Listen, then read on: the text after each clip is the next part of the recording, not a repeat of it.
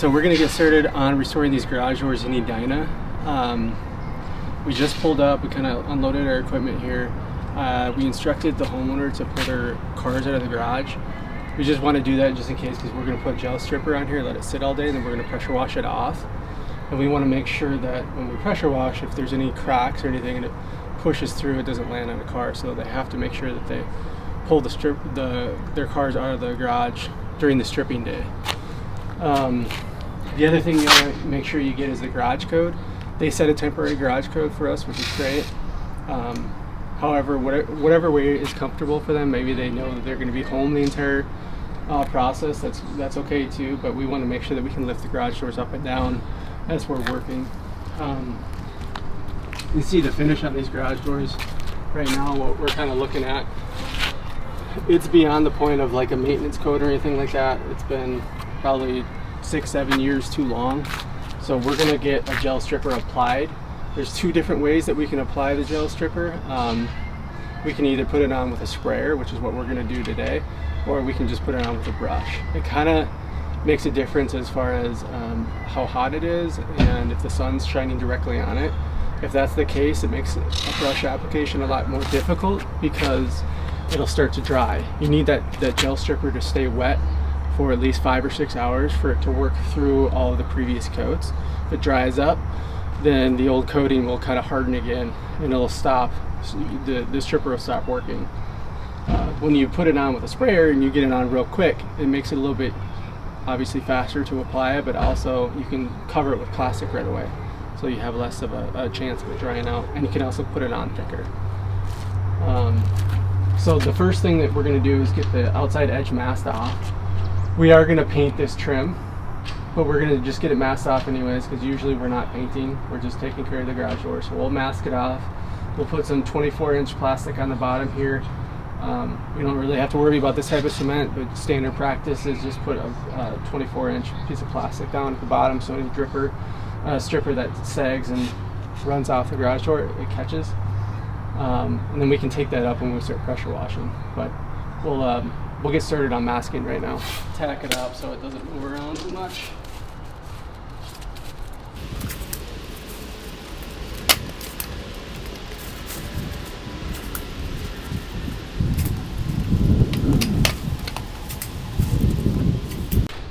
Okay, so now we're just going to get our 24-inch plastic put down here.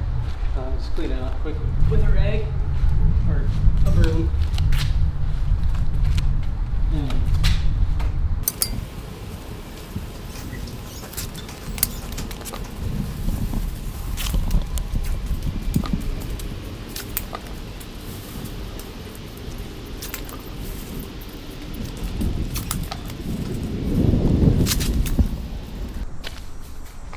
And this is really just to catch the stripper. Once we come back to pressure wash, we're actually going to want to take this up and just get it wetted down, and then start pressure washing our stripper off. Alright, so now we're about ready to spray the stripper on. We want to get plastic ready to go so we can get it covered right away. We got the sun that's beating on the garage door now, so even though we're spraying, it'll probably dry out pretty quick. So we got the plastic drawn out here that's as big as the garage door. We'll cut it, and then I'm going to run a strip of tape across the top, tack it up there, and we'll kind of just pin it with a couple pieces of tape so that we can just drop the plastic down as soon as we get to the spraying. So.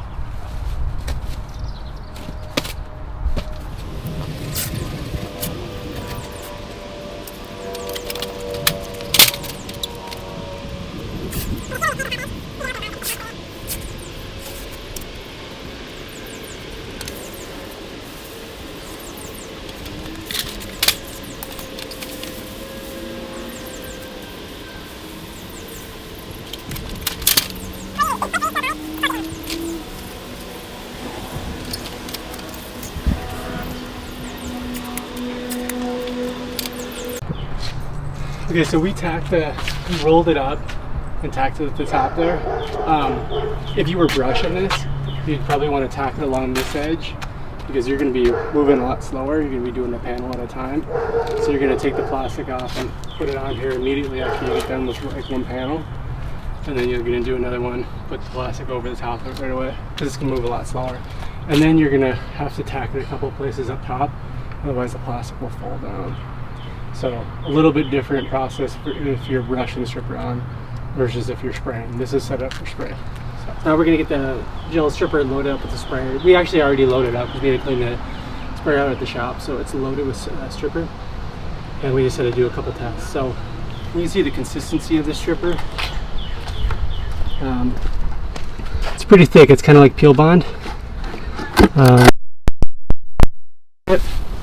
And we set it at about 1100 psi, and that seems to work pretty good for this. We take all the filters out of the guns. No filters at all. There's no rock catcher, none of that stuff is installed. So, and this sprayer that we have is pretty much just dedicated now towards spraying a gel stripper for garage doors or lock homes or whatever. So.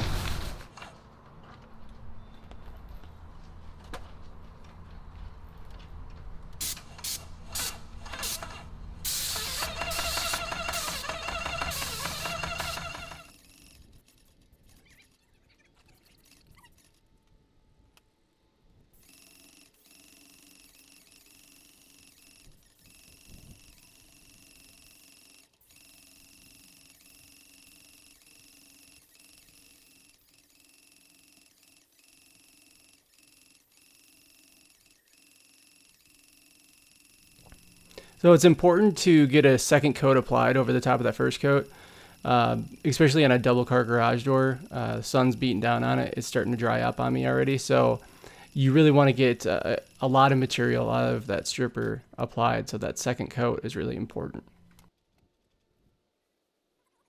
So you bring that plastic down, and then you want to kind of take a bunch of extra room at the bottom and get it pressed onto that bottom edge of the garage door.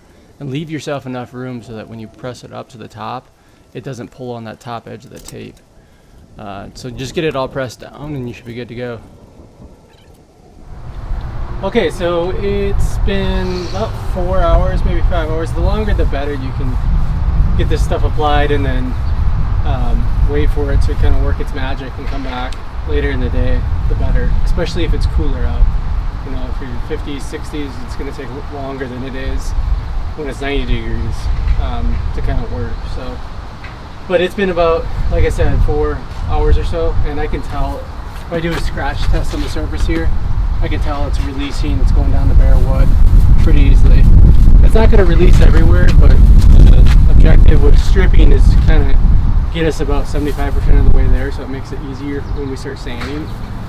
And we want to concentrate on the grooves, the areas that are harder to reach to sand. If it was just all a flat area, we'd probably just use our fest tool and sand it all off. And since we have a lot of grooves and detail areas to clean up before we stain it, we want to use the stripper. So I'm going to use a white tip here. I'm not trying to get everything off. I'm really just trying to get that top layer off. You get too aggressive, too close to the wood, you're going to damage it and you're going to end up having to do a lot more work sanding.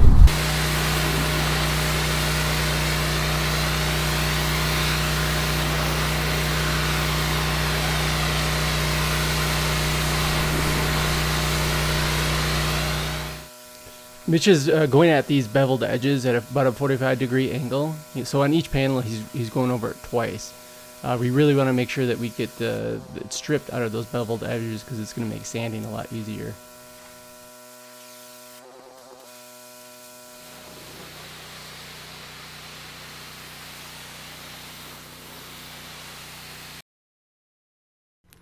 After a quick rinse of the garage door, getting rid of some of the wood pulp and debris, Mitch is going to apply the wood conditioner and then let that sit for about 5 minutes and then get everything rinsed off.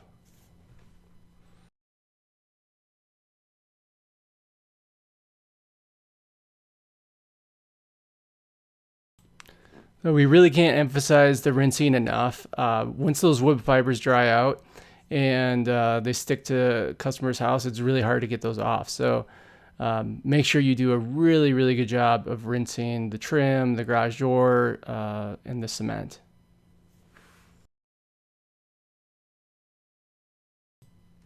Part of that rinsing process includes opening the garage door and rinsing part of the interior of the garage out. you're going to have a lot of wood pulp that is going to collect. You want to kind of navigate all of that or guide it into the yard, pick it up as best you can, and then as that dries out and you come back out to sand it, pick it up again. You're going to want to let the customer know that you're aware of it and that you will pick it up and clean it when you come back out to sand. So this is kind of what that garage door looks like after it's been stripped. You can see there's quite a bit of spots still left, and that's okay. We're focused on getting it out of that beveled edge and making sanding a little bit easier for us. Now this is what it looks like after we came back and we started sanding. So you can see that it probably did remove about 85% of the old material. This concludes part 1 of the garage door restoration process, stripping the garage door. Now we'll get into what we have to do for sanding a garage door.